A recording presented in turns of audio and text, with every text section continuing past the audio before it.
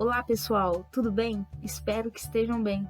Meu nome é Ana Paula e este é o último vídeo sobre as formas de transmissão de doenças causadas por micro-organismos e as medidas e atitudes adequadas para a prevenção de doenças. Já tratamos sobre algumas doenças causadas pelos fungos, bactérias e vírus, e agora falaremos sobre algumas doenças causadas pelos protozoários. Vocês conhecem alguma doença que os protozoários podem causar? Bom, algumas doenças que eles podem causar são a amebíase, que é causada pelo protozoário Entamoeba histolítica. Alguns dos principais sintomas são calafrios, diarreia forte, cólicas intestinais, fraqueza, febre e sangue nas fezes. A transmissão acontece geralmente por meio da ingestão de alimentos ou água contaminadas por fezes. O tratamento é feito com o uso de medicamentos que aliviam os sintomas e combatem o protozoário. A prevenção se dá por cuidados básicos de saneamento e medidas de higiene pessoal. A balantidiose é uma infecção intestinal causada através do protozoário Balantidium coli. Geralmente, a pessoa infectada não apresenta sintomas, mas em alguns casos há a presença de sintomas e alguns deles são dores abdominais, diarreia, náuseas, vômitos, fraqueza, desidratação, febre e emagrecimento. A transmissão se dá, em geral, por meio da ingestão de água ou alimentos contaminados com os protozoários, e a prevenção se faz através das medidas de higiene pessoal, como lavar as mãos antes das refeições, ferver a água antes de beber, lavar bem os alimentos como frutas e verduras. O tratamento é feito através do uso de medicamentos que aliviam os sintomas, as dores, medicamentos sintomáticos e que combatem o protozoário.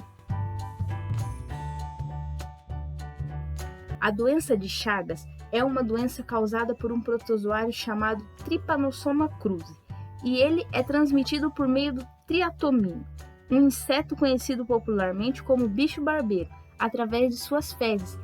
Na primeira fase, após a infecção, na fase aguda, alguns sintomas são febre, falta de apetite, mal-estar, inchaço nas pálpebras ou em outra parte do corpo, o aumento do baço e do fígado. Já na outra fase, a fase crônica, muitos pacientes podem passar por um longo tempo, até mesmo toda a sua vida, sem ter nenhuma manifestação da doença. Porém, em alguns casos, a doença pode prosseguir de maneira ativa, podendo colocar em perigo alguns setores do organismo, como o aparelho digestivo e o coração. Uma maneira de prevenção e controle é evitar que o inseto barbeiro forme colônias dentro das residências. Além disso, podem ser usadas telas nas portas e nas janelas e também a utilização de inseticidas residuais, aplicados por uma equipe técnica habilitada, que são inseticidas que permanecem na superfície onde são aplicados. Assim, não é preciso entrar em contato direto com o inseto.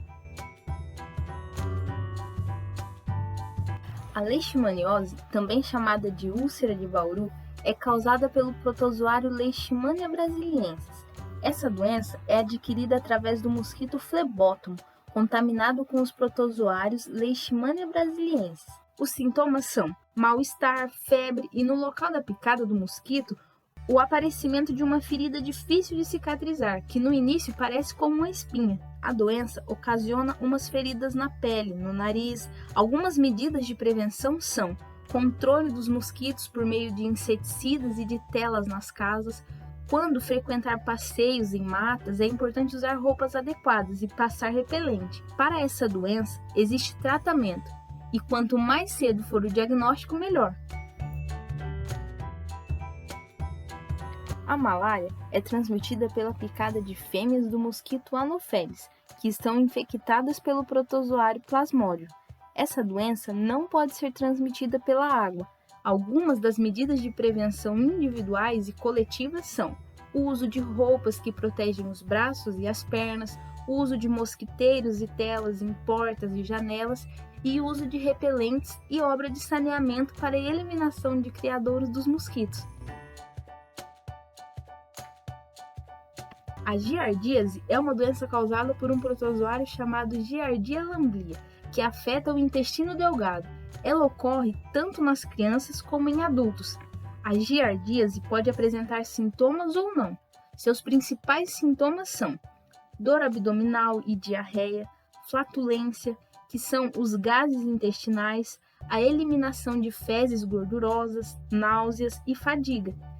Se não for tratada, essa doença pode causar anorexia, pois os nutrientes não estão sendo absorvidos e isso pode ocasionar, então, a perda de peso e anemia. E no caso de crianças, o desenvolvimento normal pode vir a ser prejudicado.